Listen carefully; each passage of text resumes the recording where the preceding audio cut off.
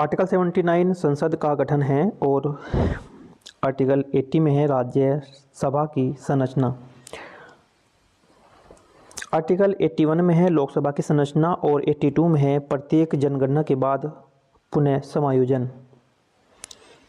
Article 83 में है संसद के सदनों की अवधि और आर्टिकल 44 में है संसद की सदस्यता के लिए योग्यताएं।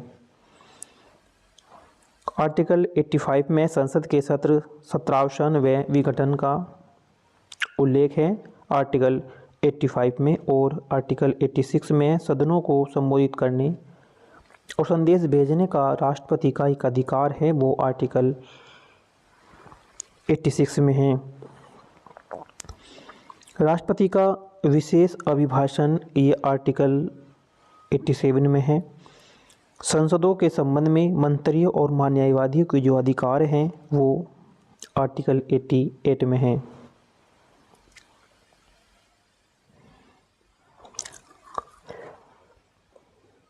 संसद के अधिकारी राज्यसभा के सभापति एवं उपसभापति, ये है आर्टिकल 89 में, और उपसभापति का पद रिक्त होना, त्यागपत्र देना तथा पद से हटाए जाना, ये है आर्टिकल 90 में।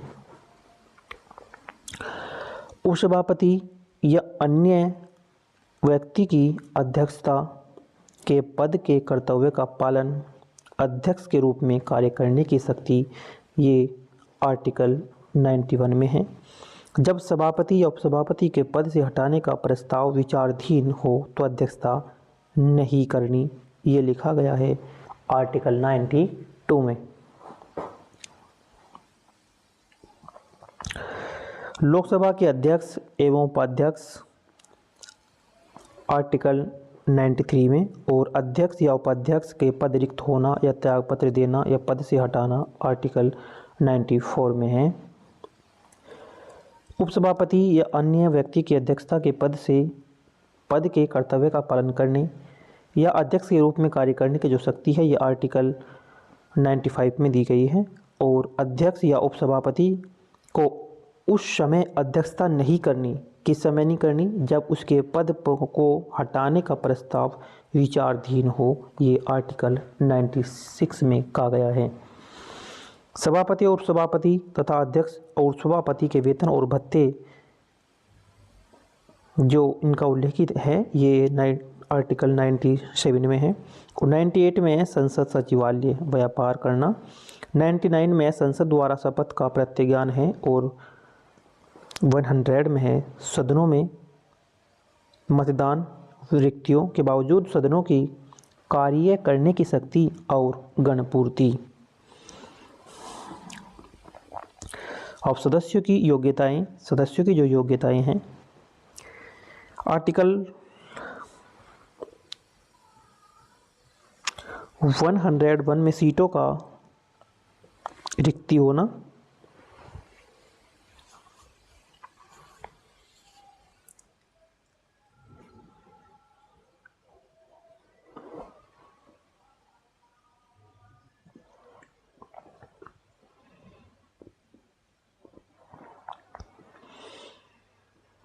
सदस्यता के लिए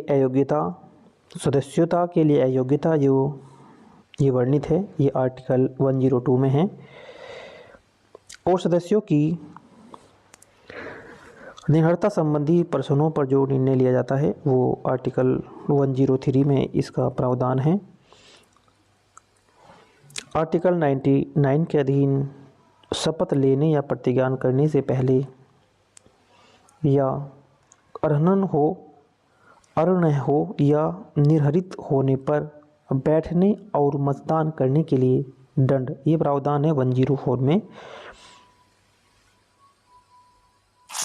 आर्टिकल 105 में है संसद के सदनों तथा उसके सदस्यों और समितियों की शक्तियां, विशेषाधिकार आदि। सदस्यों के वेतन और भत्ते जो हैं ये आर्टिकल 106 में हैं। और विधायी प्रक्रिया, विधायकों को के पुनर्स्थापन और पारित करने के लिए जो प्रावधान है वो आर्टिकल 107 में है। कुछ मामलों में दोनों सदनों की संयुक्त बैठक 108 में है। धन विधेयक के संबंध में जो विशेष प्रक्रिया है वो है 109 में। धन विधेयक के संबंध में जो विशेष प्रक्रिया है 109 आर्टिकल में है। और आर्टिकल 110 धन विधेयक की परिभाषा है।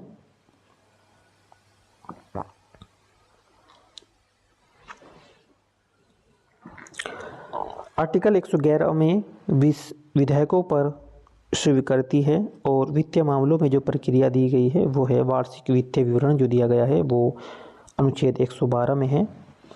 अनुच्छेद 112 में। और अनुमानों के संबंध में संसद में जो प्रक्रिया है वो 113 आर्टिकल में है।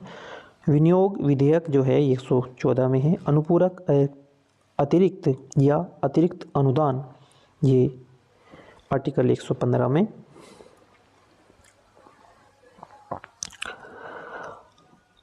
आर्टिकल 116 में कहा गया है लेखानुदान, प्रत्यानुदान और असाधारण अनुदान। आर्टिकल 117 में कहा गया है वित्तीय विधेयकों के संबंध में विशेष उपबंध।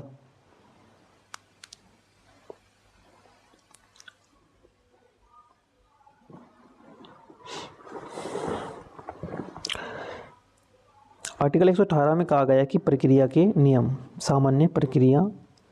और आर्टिकल 119 में है वित्तीय कार्यों के संबंध में संसद की प्रक्रिया का विधि द्वारा विनियमन।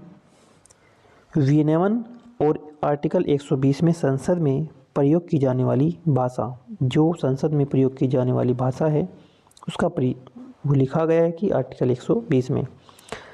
संसद में चर्चा पर जो प्रतिबंध है वो आर्टिकल 1 to n में, आर्टिकल 1 to 1 में है।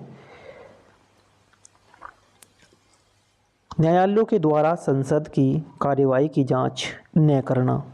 न्यायालयों के द्वारा संसद की कार्यवाही की जांच न करना, ये भी आर्टिकल 122 में कहा गया है कि न्यायालयों के द्वारा संसद की कार्यवाही की जांच न करना। आर्टिकल 123 में कहा गया है कि संसद के अवकाश के दौरान अध्यादेश जारी करने की शक्ति राष्ट्रपति के पास है। ये आर्टिकल 123 में कहा गया है। संघीय न्यायपालिका, जो संघीय न्यायपालिका है, संघीय न्यायपालिका आर्टिकल 124 में सर्वोच्च न्यायालय की स्थापना एवं गठन है 124 में। आर्टिकल 124 ए में है कि राष्ट्रीय न्यायिक नियुक्ति आयोग सर्वोच्च न्यायालय के द्वारा असंवैधानिक घोषित, हालांकि संसद द्वारा निरस्त नहीं किया गया। आर्टिकल 24 में है, आर्टिकल 124 में बी में आयोग के कार्य हैं। 124 सी में संसद की कानून बनाने की शक्ति। और 125 में है न्यायाधीशों के वेतन। और 126 में है कि कार्यवाहक मुख्य न्यायाधीश की नियुक्ति। आर्टिकल 127 में है तथार्थ न्यायाधीशों की नियुक्ति, तदर्थ न्यायाधीशों की नियुक्ति। आर्टिकल 128 में है उच्चतम न्यायालय की बैठकों में सेवानिवृत्त न्यायाधीशों की उपस्थिति। और आर्टिकल 29 में है उच्चतम न्यायालय का अभिलेख न्यायालय होना। और आर्टिकल 130 में है सुप्रीम कोर्ट की सीटें, सुप्रीम कोर्ट की सीटें। आर्टिकल 131 में है सर्वोच्च न्यायालय का मूल अधिकार क्षेत्र। और 131 ए निरस्त है। 132 कुछ मामलों में उच्च न्यायालयों से अपीलों में सर्वोच्च न्यायालय की अपीलीय अधिकारिता, ये कहा गया है आर्टिकल 132 में। सिविल मामलों के संबंध में उच्च न्यायालय से अपील में सर्वोच्च न्यायालय की अपीलीय अधिकारिता, ये आर्टिकल 133 में इसका वर्णन है।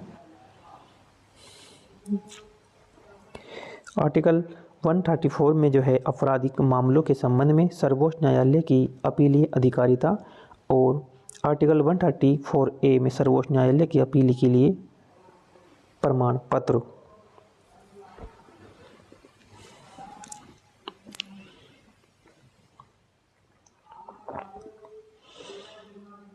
आर्टिकल 35 में है विद्यमान कानूनों के अंतर्गत संघीय न्यायालयों की अधिकारिता और शक्तियों का सर्वोच्च न्यायालय द्वारा प्रयोग किया जाना। और आर्टिकल 136 में है उच्चतम न्यायालय के द्वारा अपील की विशेष इजाज़त। आर्टिकल 136 में है उच्चतम न्यायालय के द्वारा अपील की विशेष इजाज़त। आर्टिकल 137 में है सर्वोच्च न्यायालय के द्वारा निर्णयों या आदेशों की समीक्षा। और आर्टिकल 138 में है सर्वोच्च न्यायालय की अधिकार क्षेत्र का विस्तार, कि कितना इनका अधिकार क्षेत्र है सर्वोच्च न्यायालय का, ये आर्टिकल 38 में है, 138 में। आर्टिकल 139A में कुछ मामलों का हस्तांतरण। आर्टिकल 140 में है सर्वोच्च न्यायालय की सहायक शक्तियाँ। और आर्टिकल 141 में है सर्वोच्च न्यायालय के द्वारा कानून को सभी न्यायालयों पर बाध्यकारी घोषित किया जाना।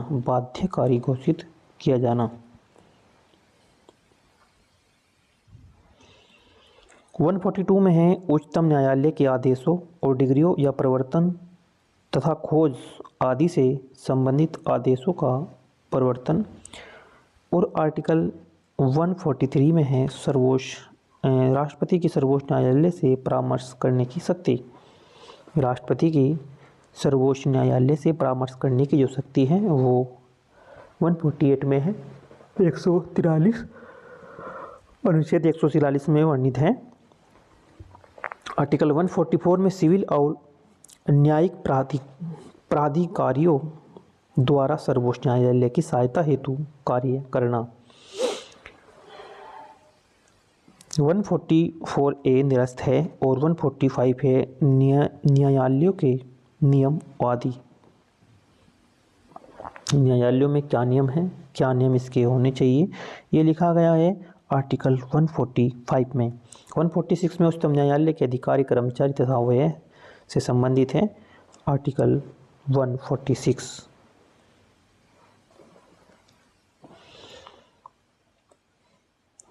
वन 147 में व्याख्या है। अध्याय 5 में भारत के नियंत्रक एवं महालेखा परीक्षक। 148 में है भारत के नियंत्रक एवं महालेखा परीक्षक, ये आर्टिकल 148 में है। आर्टिकल 149 में नियंत्रक एवं महालेखा परीक्षक के कर्तव्य एवं शक्तियाँ। 150 में संघ और राज्यों के लेखाओं का प्रारूप। और 151 में है लेखा परीक्षा रिपोर्ट। भाग 6 में है राज्य। भाग 6 में क्या है, राज्य। भाग 6 के राज्य है, इसमें इसका अध्याय 1 है सामान्य है। अध्याय 1 में सामान्य क्या है, परिभाषा। अध्याय 2 में क्या है, इसका कार्यपालिका है, जैसे गवर्नर।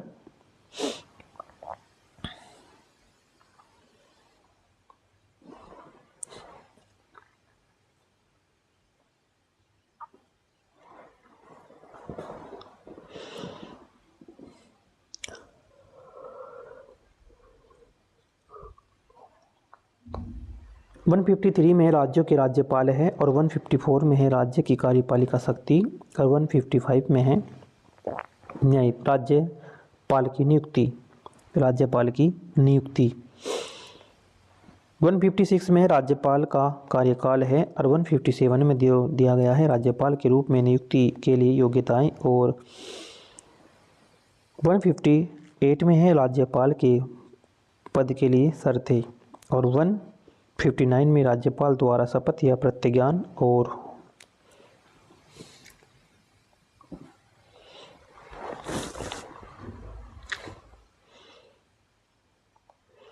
160 में है कुछ आकस्मिकताओं में राज्यपाल के कर्तव्यों का निर्वहन।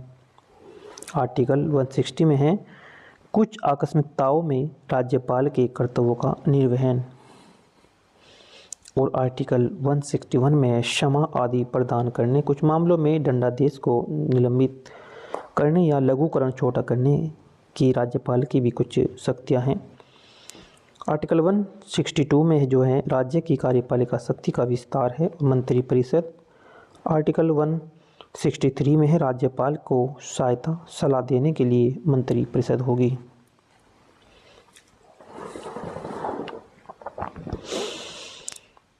आर्टिकल 163 में और 164 में मंत्रियों के बारे में अन्य उपबंध है और 165 में राज्यों के लिए महाधिवक्ता और 166 में है राज्य सरकार का कार्य संचालन और 167 में राज्यपाल को सूचना देने आदि संबंधी मुख्यमंत्री का जो कर्तव्य है वो है 167 में।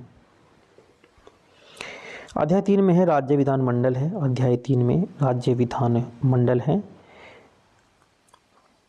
168 में राज्यों में विधानमंडलों का गठन है और 69 में राज्यों में विधान परिषद का उन्मूलन या निर्माण।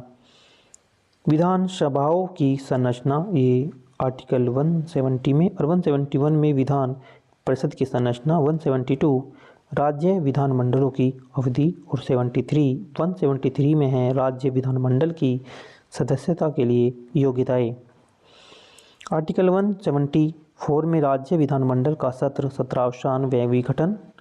और आर्टिकल 175 में है सदन या सदनों को संबोधित करने, संदेश भेजने का राज्यपाल का अधिकार।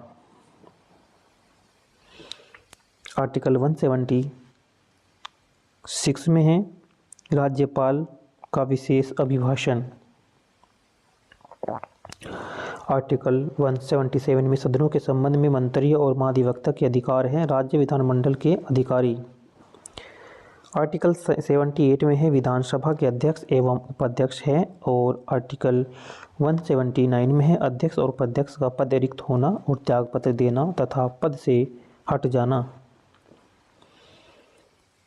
आर्टिकल 180 में है उपसभापति या अन्य व्यक्ति की अध्यक्षता के पद के कर्तव्य का पालन करने के अध्यक्ष के रूप में कार्य करने की शक्ति।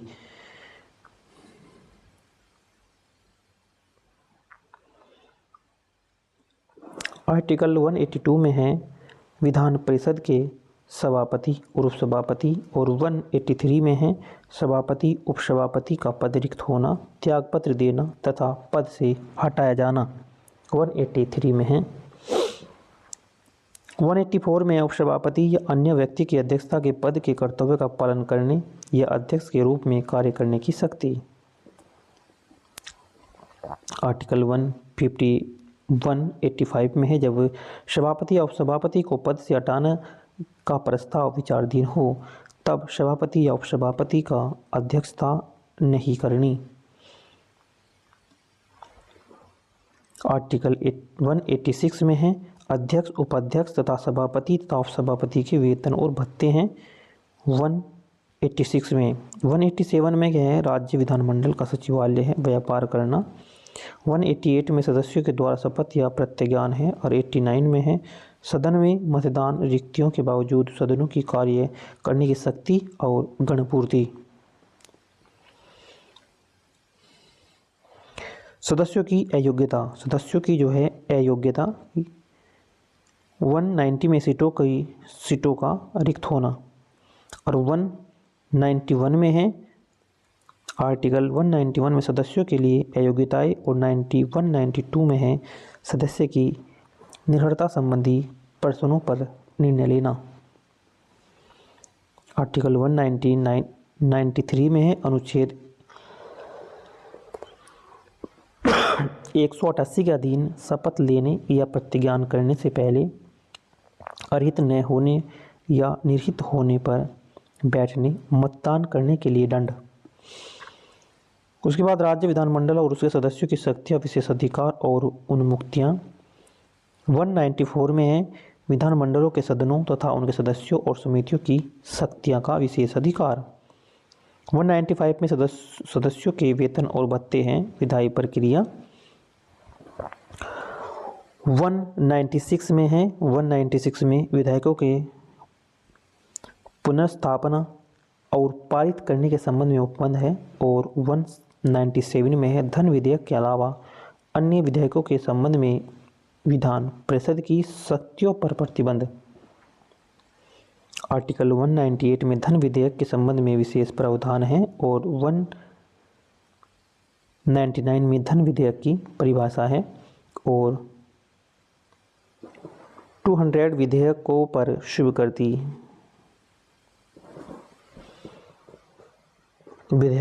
स्वीकृति है। 210 में है आर्टिकल 210 विचारार्थ आरक्षित विधेयक वित्तीय मामलों की प्रक्रिया। आर्टिकल 202 में है वार्षिक वित्तीय विवरण। और 203 में है प्राक्कलनों के संबंध में विधानमंडलों में प्रक्रिया। 204 में है विनियोग विधेयक। और 205 में है अनुपूरक अतिरिक्तियां या अतिरिक्त अनुदान। आर्टिकल 206 में है लेखानुदान, प्रत्यानुदान और असाधारण अनुदान। 207 में है वित्तीय विधेयकों के संबंध में विशेष उपबंध और जो सामान्य प्रक्रिया है। आर्टिकल 208 में है 208 प्रक्रिया के नियम। आर्टिकल 209 में राज्य विधानमंडल में वित्तीय कार्यों के संबंध में प्रक्रिया का विधि के द्वारा विनियमन। और आर्टिकल 210 विधानमंडल में प्रयोग की जाने वाली भाषा। 211 विधानमंडलों में चर्चा पर प्रतिबंध। और 212 न्यायालयों के द्वारा विधानमंडलों की कार्यवाही की जांच न करना।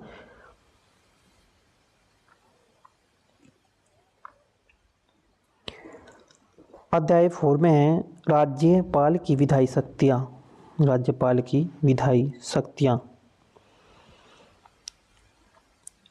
आर्टिकल 213 में है विधानमंडल के अवकाश के दौरान अध्यादेश प्रख्यापित करने की राज्यपाल की शक्तियां।